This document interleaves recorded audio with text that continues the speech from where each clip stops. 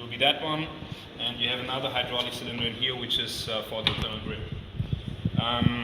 Of course, every single hydraulic part needs seals, which you can get as a complete set for the whole stressing check.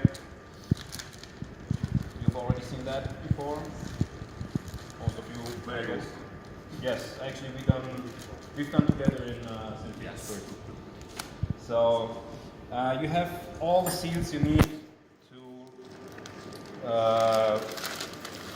reassemble the whole stressing check, and with the seals you do have a drawing of the stressing check, and if you're not sure which seal comes in which place, every seal does have its own number, and there you have the list of the different seals with the number. So you look for the number on the drawing, take the number off here, you see the number of the seal, which would be, for example, that one, and this one goes to,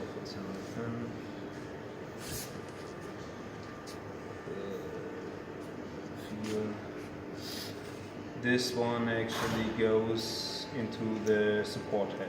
So you will find all of it in here. If you've done that a couple of times, you will know where the seals are going actually without that. Alright, so let's start to take it apart. This one, I just prepared to do this, so right now there are no seals inside. Easy to take apart, but still the same way than if you would do it. First of all, I take off the hoses and the hydraulic connections.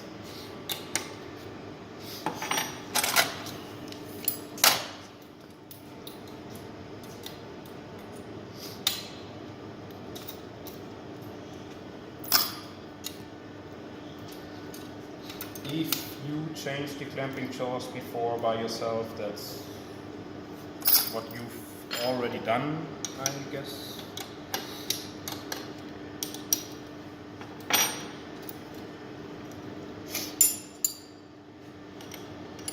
And of course, when you change the seals, the stressing check was in operation already.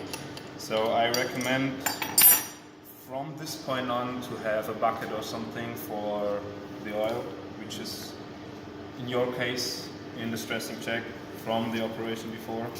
You will have the oil in all the hoses and lines as well. So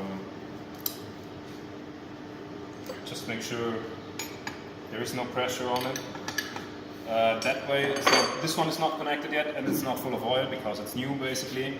But if you do that,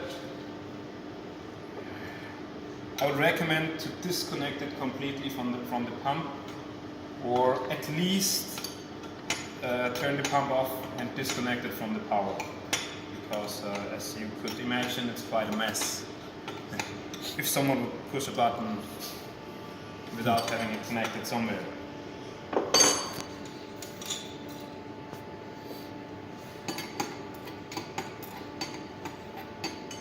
If those lines are still okay, you can take all of this off in one piece.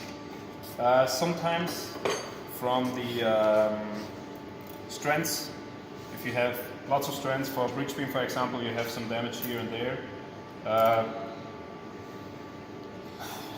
You have hydraulic pressure in there, so I would actually recommend to replace it.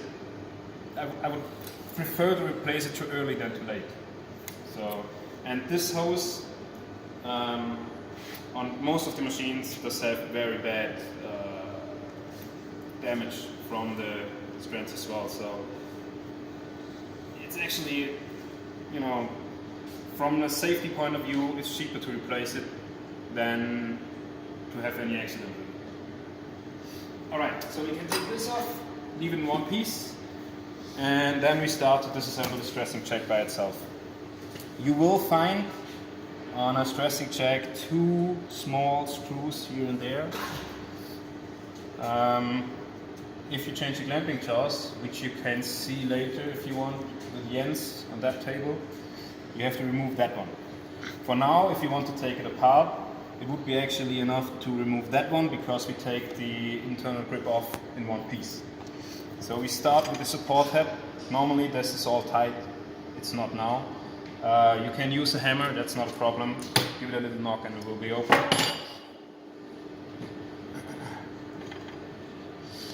So remove the support head.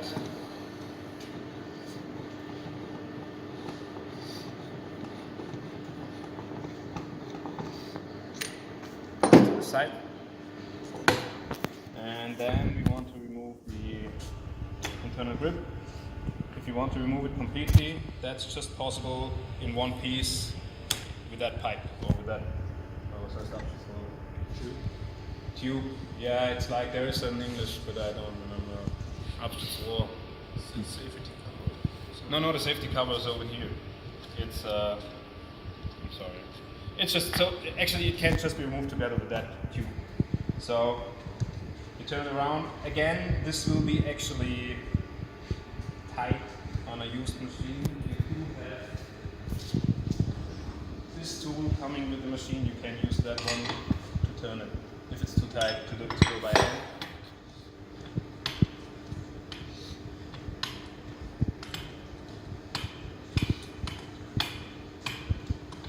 Alright, so you take this off. Put this one to the side.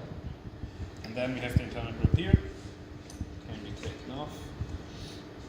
And as soon as this is done, you have basically separated the three different hydraulic systems. So we have the internal grip, we have the support head, we have the stressing cylinder. From that place, all the seals of the stressing cylinder are still in position. So if the stressing cylinder is alright, not leaking, you can leave it. For example, if you want to fix just the internal grip. So this can be taken apart like that without any oil coming out of the stressing cylinder. From this point, if you want to fix the stressing cylinder, we have a cap here, we have a cap there, we have the piston, we have the cylinder. So it's as easy as it could get. We unscrew the cap on the rear, and that will be the first seal coming out, which is inside here for the piston and on the outside for the cylinder. So as I know that this one would be one for the cap, one for the piston, and the support rings. Did you ever work with hydraulic systems like this before? You know the backup rings? You know how that works? So if you put that, if you replace it, the backup ring always is on the opposite side than the pressure. We will have the pressure here, so we will have the backup ring in the back and the O-ring in the front. Same on the inside, we have a backup ring and we have a O-ring, and it's always the backup ring on the opposite side of the pressure. And we do have a scraper ring. That will be always on the moving parts. So on the outside you don't have that ring because this is not moving. On the inside you have the moving piston, so there you will have this ring to keep the dirt off the actual seal. Alright, so we took the back off, then you can take the piston out. And as soon as this is out, you can take the front off, which is inside here and sometimes a little bit.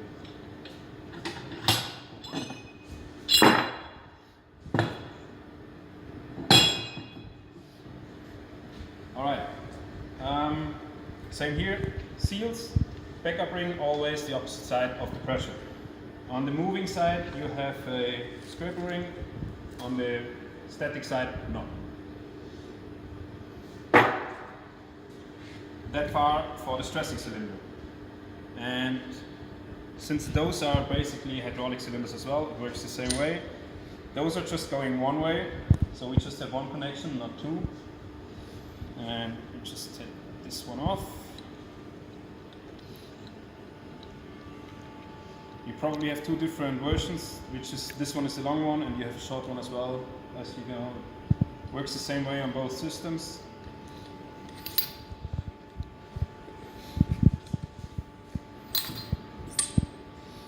You have, on this system you have the extension piston inside here. You have again a scraper ring in there. On top of that one you have a washer, a spring, and the piston again. Same here, you have a seal and you have one seal inside here, which is that one in here, and that one on the piston.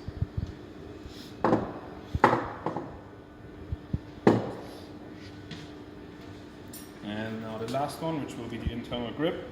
You see the clamping jaws in here. This is what you will remove to change the clamping jaws as well.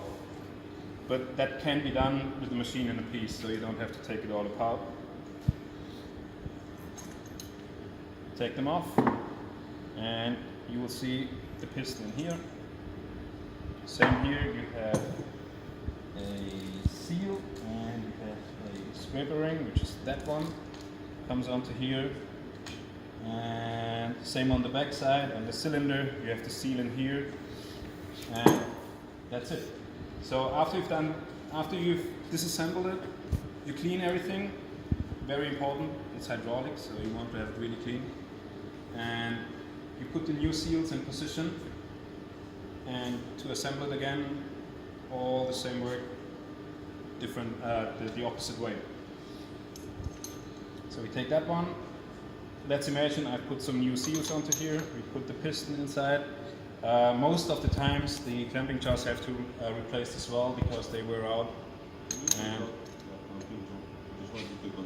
Can you remove that from we will do later. I will show you. For now, I just put it back together. We will do on that check. I will show you because I would need to have it set in place, which I don't have right now. You just use a tube of that diameter and you knock it out. Actually, if I have.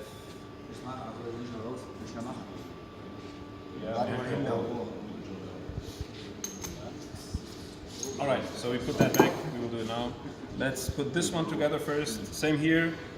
New seals, as they came out, you put the new seals back into position. There is one thing different to the other pistons. You have this kind of seal.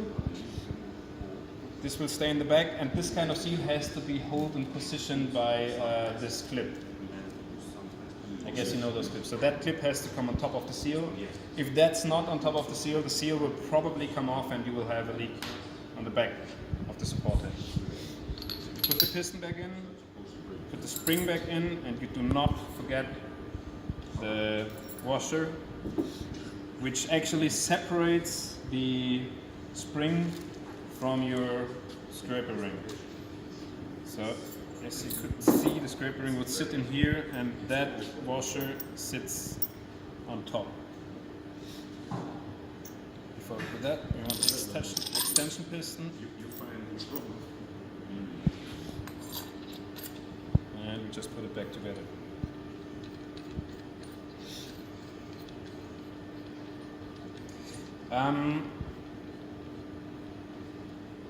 To put the seals into, so if you would have a seal on the piston and you want to put it back into the cylinder, it's not that easy, so you have to lube it. I would recommend to not use regular machine grease. Either you use hydraulic fluid, because that's what will work anyhow later. We actually use, when we assemble the machines, we use you call it in English Vaseline as well? I think so, yes. So that's what we use to lube the seals. You just take a small brush, you put something into the cylinder, you put something on the seal, and then it's actually easy to get it inside.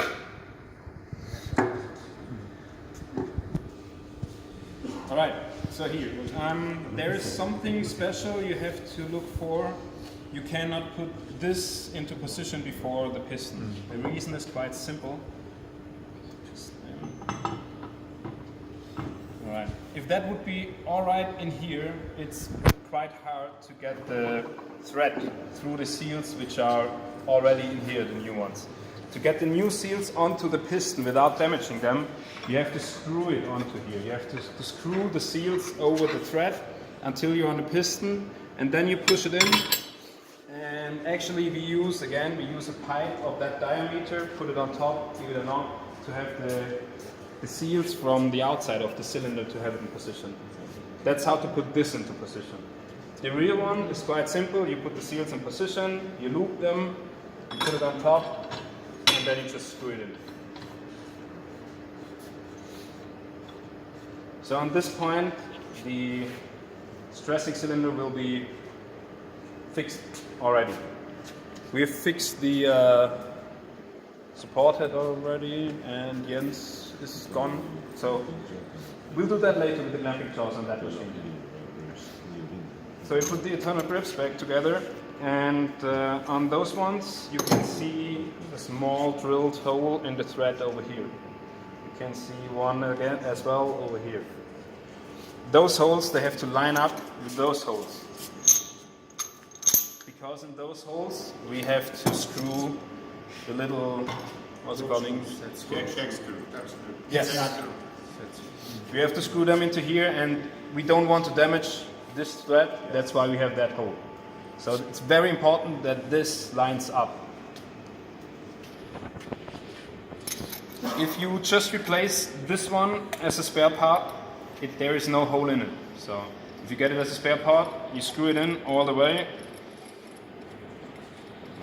until it's tight. You drill a new hole. You don't drill too deep. You just drill not all the way through. You just drill as deep as necessary, and then you can. But it's still very hard. Still very hard. Yes, it's very hard. I try to do it. Yes, it's very hard. You actually need good drills for that.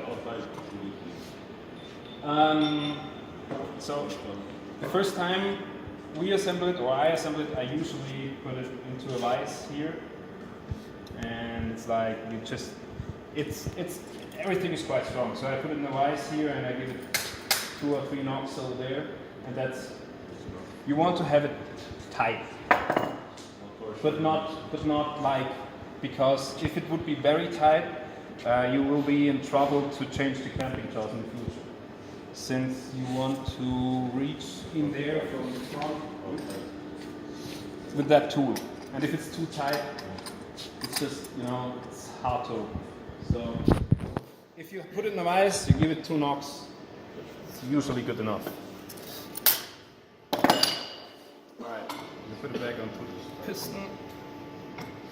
The same here, if you replace the internal grip, most probably if you have this one new and you have an old stressing cylinder, most probably this hole will not line up with the old hole in the piston. So you tighten it up, you give it 2 knocks again, drill a new hole. It's actually better than if you take it off again and we call it, you polish the hole a little bit. Because if the hole is sharp edges, you have, there's a quite high chance that this thread actually, that it breaks. If you have 2 threads, like, it's like welded, kind of like. If you have a little piece of metal and you just get it in, it's like you won't get it in any direction anymore. Yeah, it eats it. You call it eats each other? Yeah, in German as well. So let's say it eats each other. So, all right. So now we have the hole in here, and what I usually do, because that's enough, I screw it back 1, 2, 3, 4, 5. Then I take this tube.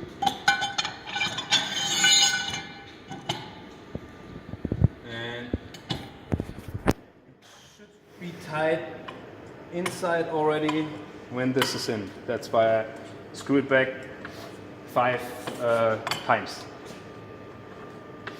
Now it actually doesn't work because the piston is spinning because I don't have seals on it. If there are seals on the piston, it won't spin.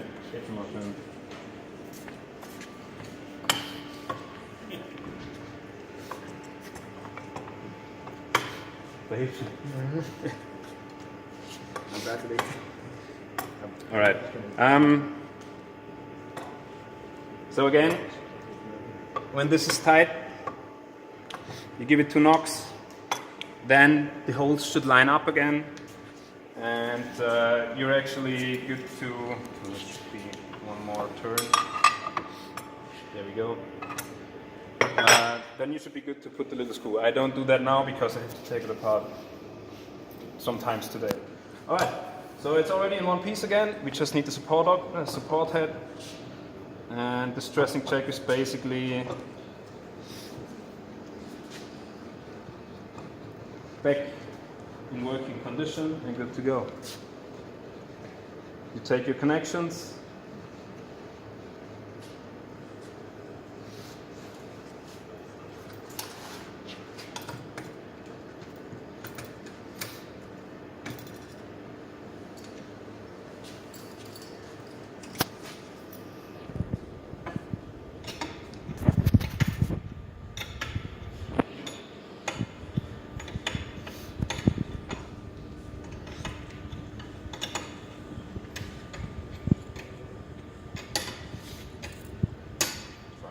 Today.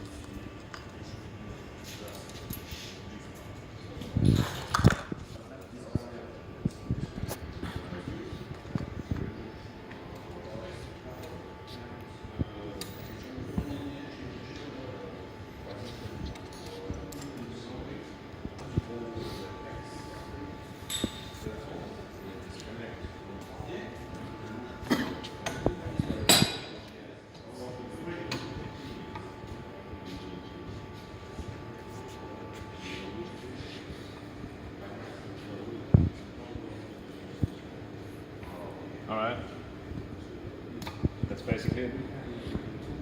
Any questions? So it's not that much of rocket science. Not at all, actually. But only when you